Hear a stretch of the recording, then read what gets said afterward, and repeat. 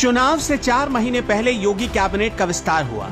ऐसी अद्भुत सरकार जिसके मंत्री सिर्फ 3 महीने में मील का वो पत्थर गाड़ देंगे जो आज तक कोई नहीं कर पाया। कैसे, नहीं पता क्या आपको? तो चलिए हम बताते हैं। योगी सरकार में 7 नए चेहरों को शामिल किया गया है। 3 ओबीसी, 2 एससी, 1 एसटी और 1 ब्राह्मण चेहरा।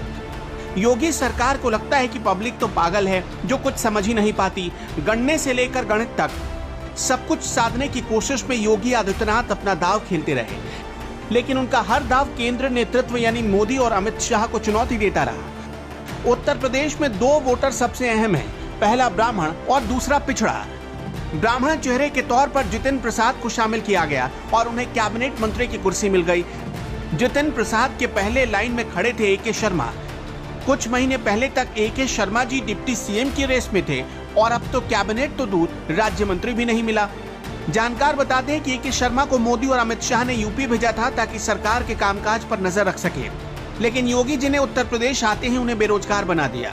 कुछ मीडिया रिपोर्ट्स में चर्चा ये थी कि एके शर्मा को कैबिनेट में शामिल करने पर मोदी और अमित शाह ने ऑर्डर दिया है, लेकिन आलाकमान के प्यादे को साइड लगाकर योगी ने साफ साफ मैसेज दे दिया कि योगी के किले में पारा ट्रूपर्स की एंट्री नॉट अलाउड है। उत्तराखंड की राज्यपाल बेबी रानी मौर्य को रातों रात इस्तीफा दिलवाकर उत्तर प्रदेश भेजा गया। कई मीडिया रिपोर्ट्स और जानकार इस इस्तीफे की वजह कुछ और मानते हैं। यूपी में डिप्टी सीएम केशव प्रसाद मौर्य की अनदेखी से मौर्य समाज नाराज है और पिछड़े भी खासे नाराज बैठे हैं। इस नाराजगी को दूर करने के लिए उन्हें कैबिनेट में शामिल करना चाहता था केंद्रीय नेतृत्व, लेकिन उसके इस दाव को भी योगी जी ने साइड कर दिया। दावा करने वाले तो ये भी बताते हैं कि केपी मौर्य के पास इतना भी योगी ने पावर नहीं छोड़ा कि वो किसी फाइल पर साइन कर सके। संजय निषाद के साथ गठबंधन तो हो गया, पर अगर बीजेपी निषाद समुदाय का इतना ही सम्मान करती तो उन्हें कैबिनेट में जगह देती। जानकार बताते हैं कि संजय निषाद से गठबंधन को आलाकमान ने मंजूरी दी थी, जिसे योगी ने मान तो लिया पर उन्हें मंत्री बनाने की बात नकार गए, क्योंकि संजय निषाद ने 2017-18 में गोरखपुर उपचुनाव में बीजेपी को हरा दिया था। यानी योगी अपने ही गढ़ में संजय निषाद के हाथों हार गए थे।